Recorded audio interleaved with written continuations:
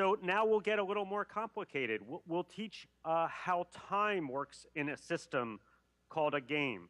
So let's say you play a maze game, and it's a fun maze game, but then you put a timer on it, then your heart's pounding, and the game is much more fun. So the student then learns how time works as a constraint in the system. Okay. We'll then break the timer, and the student will have to fix the timer to get the right balance between fun, too easy, too difficult.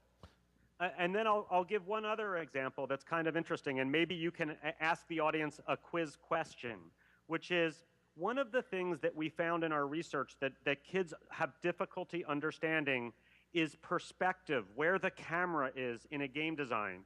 So for example, in a game like Pac-Man, the camera is up above it, facing down. But when you switch the camera to a platform game where the character can jump, like the early Mario games, you completely change the perspective. So maybe you can ask your audience, Gilson, when you change from a top-down perspective to a side-scrolling platform perspective, when the camera's on the side, what key thing do you introduce into that game system? Any answers? Any answers? Should I give the answer? Gravidade, você falou? Gravity? Correct. Correct. So it's really interesting. When the camera moves, a character can jump, and you introduce gravity. So we then break gravity, and it's very funny. The character can't beat the gravity to get to the first level. The player must fix the gravity level, and then the player understands how to use gravity in the tools. So we're reinforcing a principle, but we're also teaching the player how to. So that's play and fix. Then the player gradually builds up their toolbox, their design toolbox, and it's all parameterized design. So it's web-based, drag and drop, selecting buttons.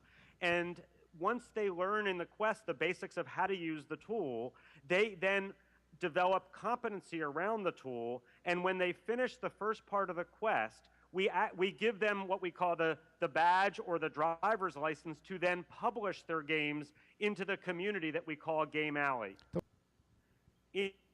In the Game Alley, in the publish and review, it's very exciting for a kid to be able to make a game, but then have that game be played by students all over the world, and teachers and professionals. We also teach players how to review games, how to look at a game critically, how to think about the balance, the difficulty level, and provide a productive review. And we're going to even have quests on how to be a good digital citizen in our world, how to take a game and remix it responsibly. We can teach things like that in the community side of our platform. What is the age range we are talking about? So the current version of GameStar was designed for 8 to 14-year-olds. De 8 a 14. Yeah, it's basically, in America, it would be considered a middle school product from our 5th grade to 9th grade.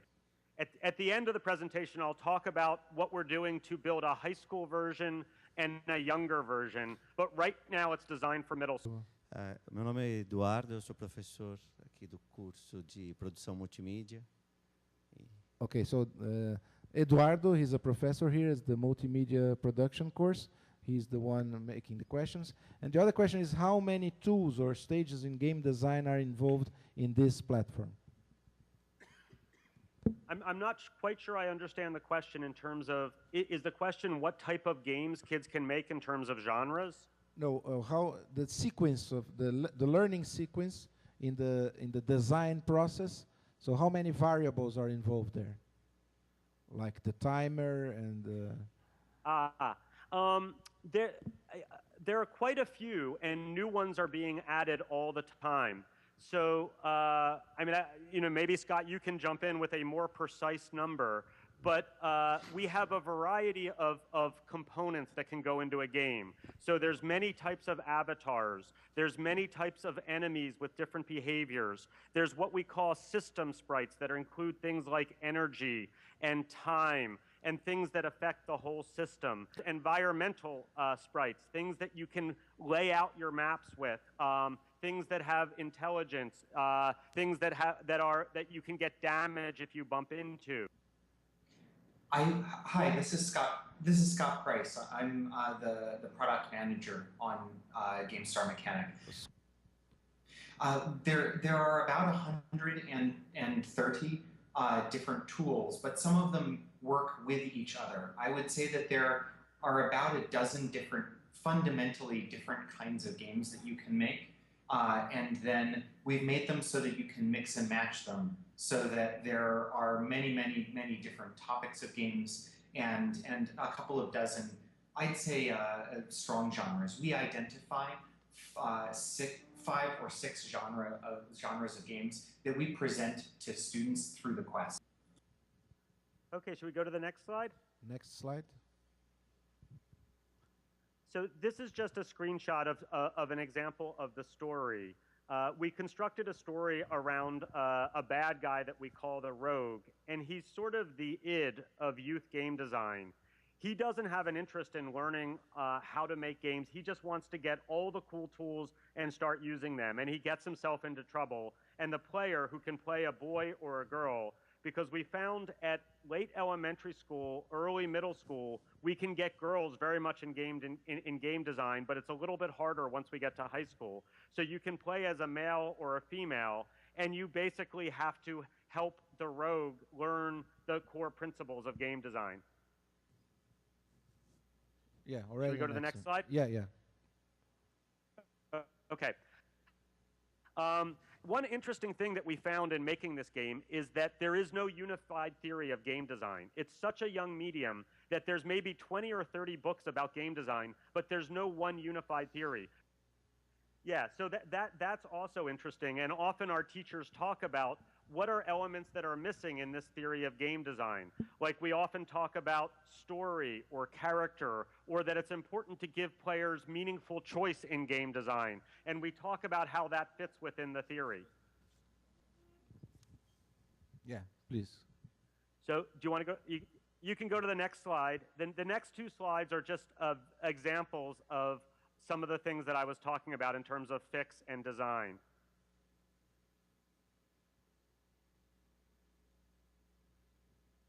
And do you want to go to the slide that says publish and review? Yeah, yeah, please. Okay, so here in our game community, in addition to teaching players how to review games and be a digital citizen, we often run game design competitions. We partnered with the AMD Foundation that you heard from earlier, and every 2 months we do a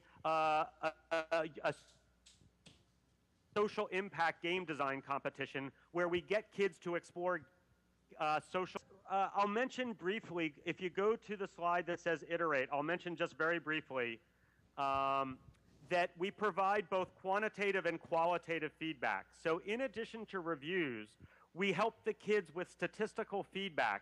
They can see how many players start their game, how many people finish level 1, level 2, and they get a visual mapping so that they can iterate and improve their game both on statistical feedback and qualitative feedback. Once kids learn how to make a game and they learn how to use the tool, we're then going to build packs of content specifically around curriculum areas.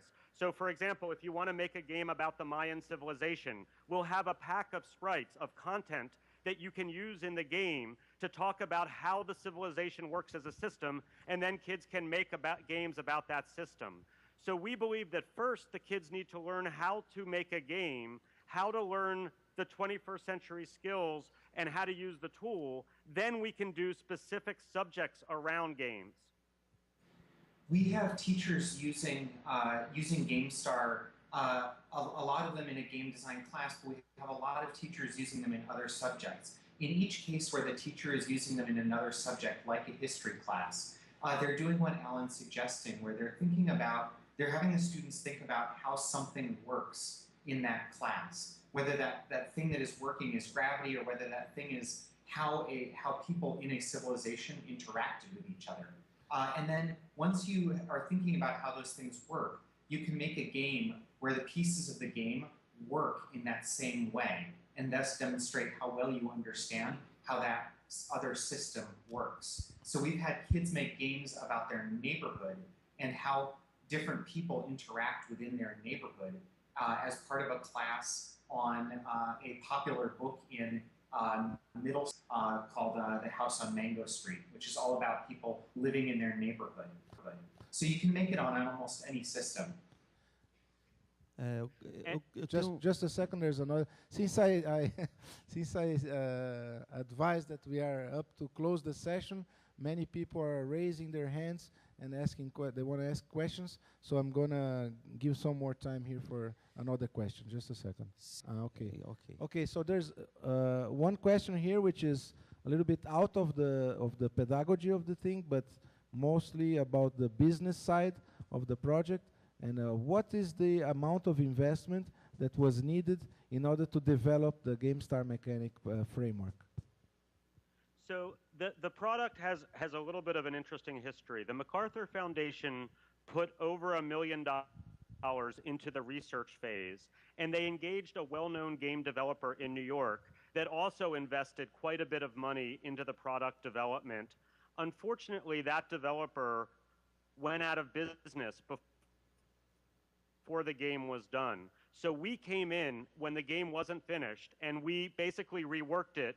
We also helped build a business model. And this is an important point for Games4Change in general, that when a foundation or government funds a game, it's very important that they have people that can help manage the process, because making games is very difficult. Developers often go out of business.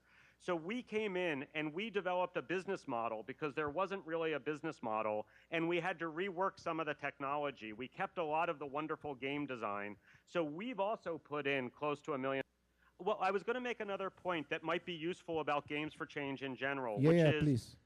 There's a difference between a game as a product versus a game as a service. So a product is a game that you would put in a box and sell in a store, or you might play on an iPhone and finish. A game as a service is like a social network game or a virtual world or GameStar mechanic, where we are constantly updating and optimizing it to optimize the learning, to optimize the business model. Okay. And when you have a game as a service, you need ongoing funding to support the investment of optimization. Okay. Very, very good point. Thank you. And just the last point on that is a portion of the revenues go back to the Institute of Play to support the research so that we can have a virtuous loop. Okay. Well, we have basically run out of time. So, okay, if you wanted to show one more slide, the last slide, number 16, just shows that there are a number of products that teach game design, and that it's important that we look at the whole ecosystem so the right student can find the right tool at the right time. É esse mesmo, quer dizer, entender que esse conceito que ele apresentou aqui hoje. Thank you so much. It was really amazing. I mean, full of content and advice. It's an honor for us to have you, as our keynote speaker in the launching event of Games4Change Latin America. Thank you, Alan. Thank you, Scott. And I hope to meet you soon, and I hope to bring you guys here to Brazil sooner than later. Thank you very, very much. Thank you. Thank you, Gilson.